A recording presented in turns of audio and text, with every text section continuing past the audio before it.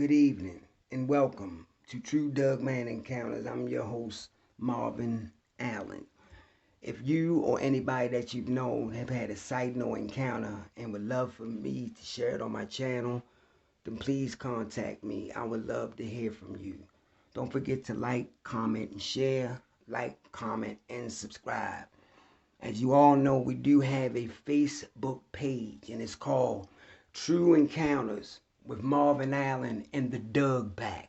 That's D-U-G, Doug Pack. So if you're not a member, man, come and join the pack and be part of the family. As you all know, I had shared a picture in the group, and for some reason, you just get the nasty, negative responses from them. And people don't understand that whether it's me or somebody else go out here and try to get y'all pictures to look at, it's not going to be as if you taking a picture off your phone. It's not going to be crystal clear. And I just don't like when people go out their way to do these things. You get these negative remarks, man, it's hurtful. It's really hurtful because they text me back and say, why did they say that about my picture? And I'm explaining to them, some people just ain't where others are at. And my mother always said, if you don't have nothing nice to say about a person, don't say nothing. So I had to remove people from doing that and saying those negative things. Because at the end of the day, it hurts.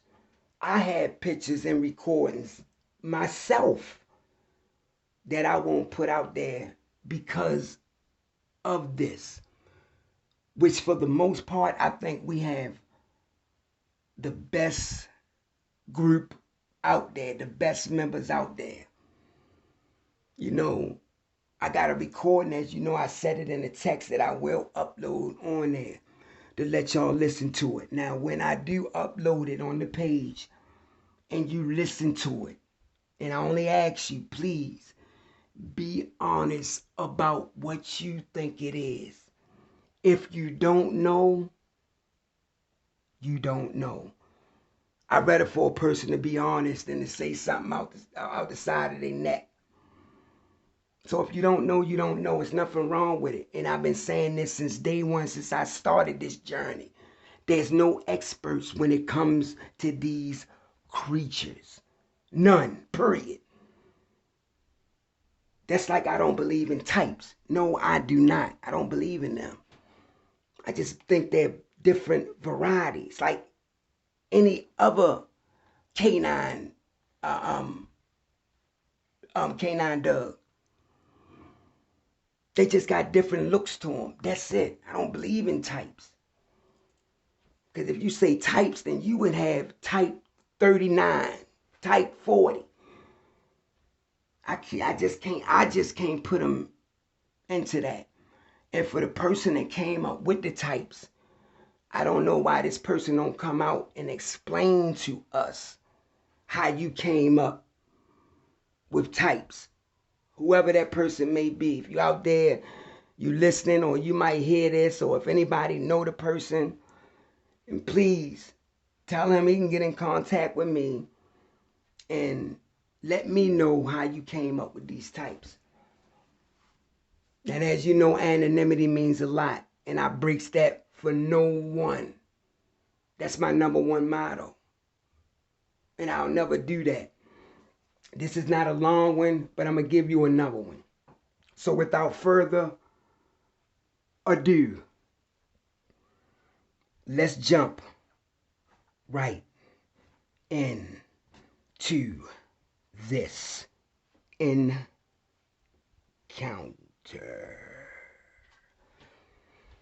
Now this encounter right here, it got two sides to it.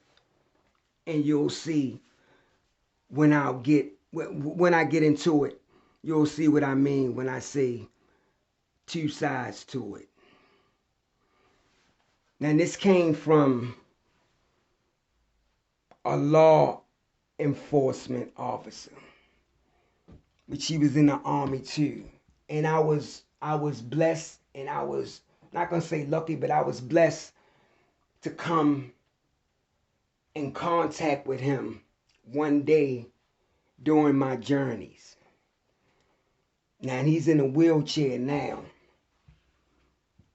but he was nice enough to sit down with me and to share his experience when it came to these cryptids. And he said when he was in law enforcement, he had got a call one day.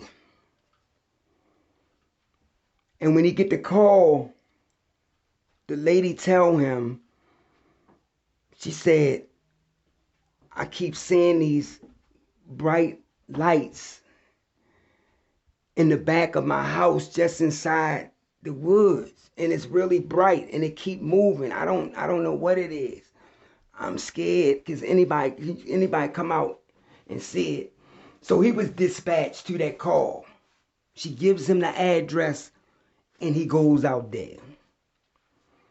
When he goes out there, gets out the car, he goes up, he knocks on the door. She opens the door and she lets him in.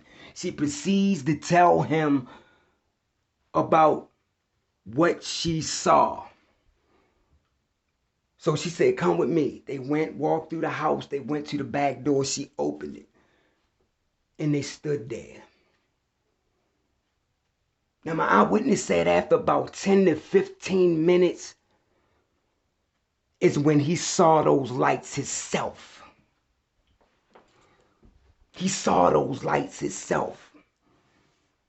He said, and it was just bright. And it was just sitting up in the wood line, just sitting there.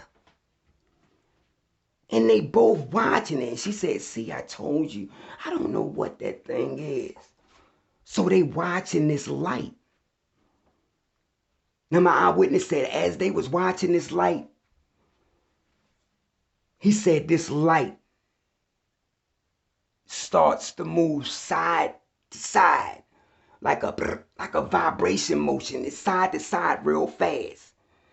He said, then it stopped. He said, then this light, it splits. It splits into two. And when it splits into two, it starts moving apart from each other. One going to the left, one going to the right. He's still watching this. He said he not good with distance, but he said that these lights had to be about 30 to 40 yards apart. He said that's when this light starts to pulsate. He said, but you can't hear no sound from it. He said it started to pulsate. He said that's when it started like it was swelling, like it was growing. He said it started to get bigger and bigger and bigger and bigger. And then it stopped. And they both watching it. He said, and as they was watching it and listening, that's when he hear something hits the ground like boom. And he said, what the? Then they hear it again. Boom, hit the ground. And they watching. And they looking. That's when they hear what they said sounded like footsteps. Crack, crack. You can hear the leaves and the sticks breaking on the ground. And they watching. He said that's when they see these eyes. He said that's when they see these oranges colored eyes. from both of these things, one to the left, one to the right. And then they stopped. And they just stood there. And all they can see is a silhouette and these bright orange-colored eyes. And they just watching them. And these eyes is watching them. So what he do is he radio in for backup. So backup pulls up in her driveway. She go meets him at the front door and she lets him in and he goes to the back. That's when he stand there and he sees it himself. And he say, what the? And my partner hit him like that. He was like telling him. He said, come on and walk with me. So they both proceeded to walk in that direction. Gun in hand, both of them. But they said, as they started walking towards these eyes, he said they just squatted down, went behind some brush, never came back up. He said that's when those two big lights they just took straight up and he said it's like they vanished.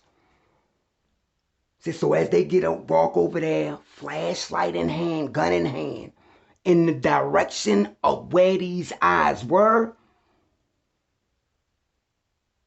it's nothing behind the brush. Nothing at all. It's gone. He goes back in, let her know, he give her his personal card. Say, if you got any more problems, just call me and I'll come out.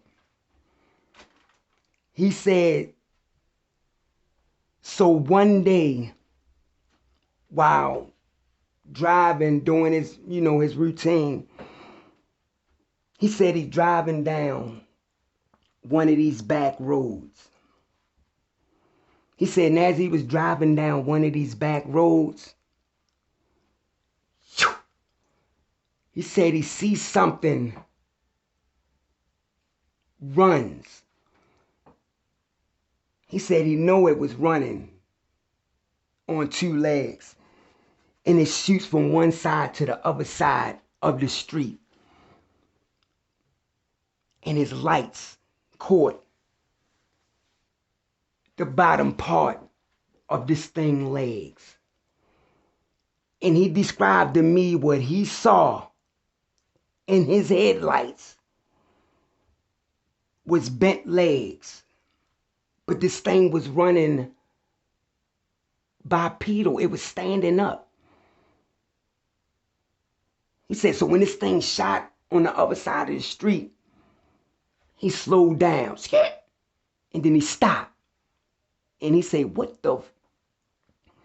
He gets out his car, grabs his big high beam flashlight. He shines it up over there in that direction. He walked towards it. As he was walking towards where this thing ran at, he shines it and he hits this tree. That's when he hits the head of a massive creature. He said this thing looked like a canine in the face. He said it was just behind the tree, standing there, just staring at him, just looking at him.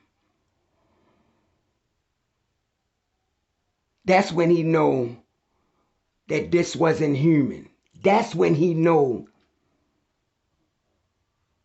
that whatever this thing was, it wasn't from here. Goes back, he jumps in his car, and he sit there. Cracks his window a little bit. That's when he can hear this creature walking down on the side it was on through the tree line. He can hear the leaves, the branch, the sticks breaking, crunching beneath his feet. That's how heavy and massive he said this creature was. So it's doing that, it's walking. And when it get down there by his car, it turns and it faces him. He said, and this thing showed him his teeth. Sharp. He said these things were sharp. Every last one of them. He said that's when this creature begins to walk out of the tree line and into the road. He rolls his window up. He locks every lock in his car. He's standing there. He's staring at this creature. He said that's when he noticed some headlights in front of him, off in the distance, coming in his direction. He said that's when this creature looked down at him and said, because it was so massive. It looked down at him in his car.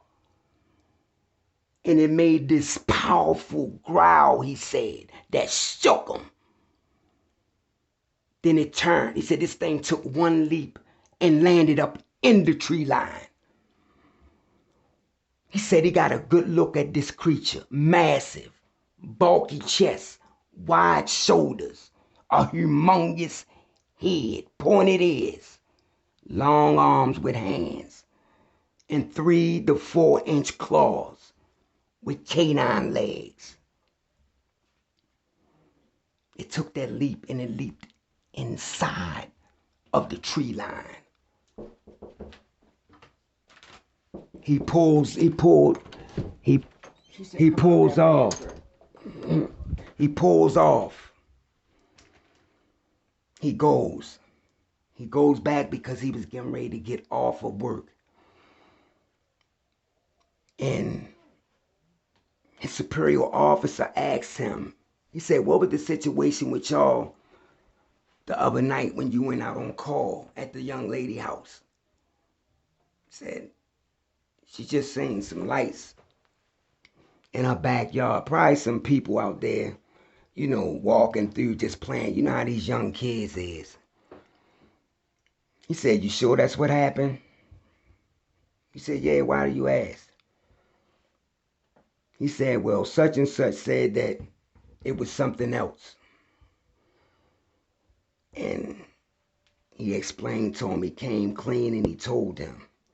And the superior told him that they knew about these things in the woods. They knew about the lights. They knew about Bigfoot. They knew about these werewolf-looking creatures. But they cannot speak of it. Period, at all. So he gets off. He goes home. He goes home and he sits in his house and he debating, wondering, you know, should he go over top of his superior head? Should he go over top of his superior head? Should he go over top of his superior head and and let them know about what he saw? So that's what he's thinking now. He said, so the next day, he get up. He goes out because he off on this day. That's when he get a call from the same lady again. And when he get this call, she tells him on the phone, because this is daytime, she tells him on the phone that she saw something would look like to her to be a werewolf standing in her backyard just inside the tree line. And I asked her, where you call it from? She said, I'm in the house. I'm looking out the window, out back at it. It's just standing there. So he said, don't go outside, I'm coming. So he goes over there, he goes through the front, comes in, goes to the back of the kitchen, and he looks out the window. He see this creature. And like she said, it's standing there. And she asked him, she said, do you think that this thing has something to do with them lights that we seen a few days ago? And he said, it might be, it might just be. So they watching this creature just stand there. And it begins to walk up in her backyard, walking towards her house. So he pulls his gun out his holster. He said this creature walked up, and it walked up, it held his head back. And they said it started sniffing, twisting his head side to side, sniffing the air. That's when the young lady noticed to her left, she see a deer just break outside of the tree line. She said that's when this creature dropped down to all fours. And it faced that direction and it looked at it. That's when she said this deer turned. It looked over in that direction. Ears went straight up like it was on alert. And it just bolted. She said that's when this thing just took off at it. She said she never seen nothing move that fast in their life. They said this thing just bolted. And they said they know that this thing had to catch it just by how fast it was moving. My witness said he stayed over there until it got dark because this was his day off anyway. And he said, but when it got dark, those lights came back again and did the same thing. So that was part of his encounter right there. I do have more from him. I'm just gonna upload this so you can have something to listen to. So as always, I'll see y'all on the next True Doug Man Encounters. Let's get it.